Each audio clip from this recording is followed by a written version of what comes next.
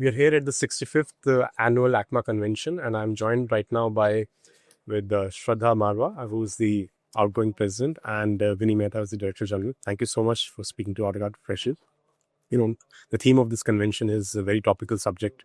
The geopolitical challenges and how do we circumnavigate those. So, the broader topic right now is the impact of the tariffs which US has imposed on India. So if you can just break it down for us, what does it really entail for the Indian auto sector, the components industry, and what really is the sector's recommendations right now to the government to really help it in some way? So I'll speak a little bit and then I'll hand it over to Vinny. As you know, as a sector, we export about 6.5 billion to the US, of which 3 to 3.5 approximately is in the 25% tariff. So the balance is, which has fallen in the 50% tariff. So as far as the 25 is concerned, as we said earlier, it's a relative thing. Every other country is also in tariff. On the 50%, we'll have to wait and watch, because what is happening right now is multiple things with multiple companies. There's negotiation happening. There's also wait and watch happening. CUP has stocks which need to be, which will run them for the next couple of months. So, it's very difficult to say, because this has become so diabolical. So we'll have to just wait and watch. But I'll, let Vinny take it over. So, as President just said that, the tariffs are in the broad two buckets, one at 25% and another 50%. And typically, every company will have their own mathematics to deal with it. And every company will have their own strategy to deal with it. But broadly, what is happening is that some of the people are looking at how they can make use of some of the FTAs that US has, whether it's the USMCA, or looking at, doing some manufacturing in some of the countries where there are no tariffs at all, especially in the Middle East that they have. And of course, we are talking to the government, and the government has been extremely supportive and receptive of the challenges that the industry is facing today, because we're not alone, in the sense that there are many other sectors that are related, but specifically from an automotive perspective, and talking about the various geopolitical challenges that we are facing. And the government is working towards a scheme for rare earth magnets manufacturing out of India. And also, government is very receptive to the idea of a capex and an opex subsidy to the industry, at least for the time being, to see how they can overcome the impact of the tariffs, especially to the USA. So all in all, while it's a fluid situation, I think the industry has proven time and again that it's a resilient industry. And we are very hopeful that we will also tide over the current challenge that we have. Are there any visible signs of impact already in terms of Indian component manufacturers seeing some reduction in terms of orders from customers in the US? And as I said, each company is dealing with it individually, because it depends upon their exposure to the US and also other markets.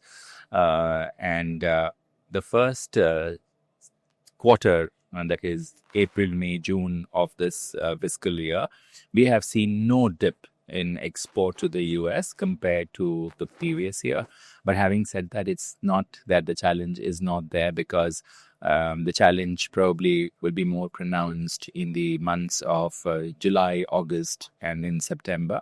And different companies are sort of managing it differently. And as I said, we were also talking to the government for their support.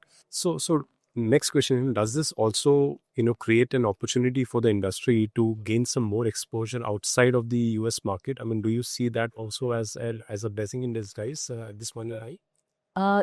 Of course. I mean, the rest of the world is opening up to us, and we're opening up to the rest of the world. You can see the kind of FTAs that are happening, some which have already happened, a lot more which are under discussion. So we see a huge amount of opportunity that's going to come our way, whether it's Europe, whether it's, MENA, whether, Southeast Asia, it will be all over. Right. Yeah. And the other pressing challenge right now is around the rare earth constraint that the Indian sector has been facing. So, what's the latest progress on that? And, what's the recommendation from the component sector, to the government for that?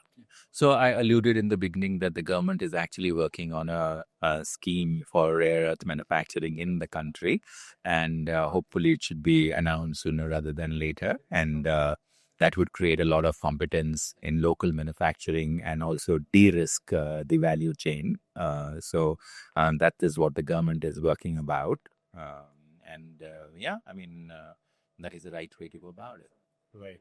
And the automobile sector right now, I think for this financial year, the growth rate is very modest, in single digits or almost flattish. Yes. Now that you've seen this GST push coming from the government, so do you see any revision to your outlook for this financial year?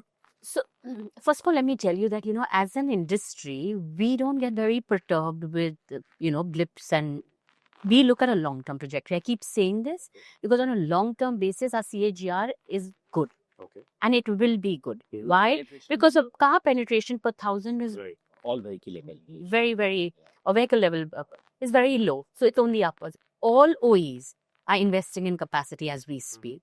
So domestic demand is going to grow. Rationalization of GST is going to be great. A, it simplifies process. Right. So there's a lot of procedural issues that get closed. B, of course, it lowers cost. Right. So the festive season's around the corner.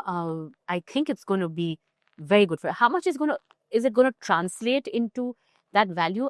Very difficult to say, but it's going to. We see a good, October, November coming along. Right. Yeah.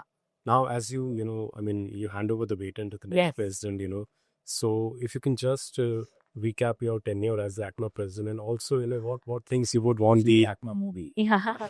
See, the ACMA movie, there's a lot, but all I have to say is it's been 2 fantastic years. I loved every minute of it. Very engaging, very high intensity, but very productive and, very rewarding in a sense that for once, I believe that, we work together to actually contribute to the larger society of the auto component sector. And I think what worth are we if we can't really give back? Right? Just lastly, Shradha, your going forward, the key, if you can just outline for me some couple of challenges and opportunities that you see in front of the industry. Yeah, so sure. I spoke about the challenges in my opening remarks where I said, geopolitics still remains, but we are hopeful because we believe it will get ironed out as time goes by. It's in no one's hand. Supply chain disruption hasn't impacted us. We've had issues on raw materials and rare earths. Having said all of this, I still keep saying the opportunity is larger than the challenge. It's on us, It's on us on how we're going to make the most of it. Right. Yeah. Thank you very much. Thanks a lot. Thank you. Always a pleasure. Thank you.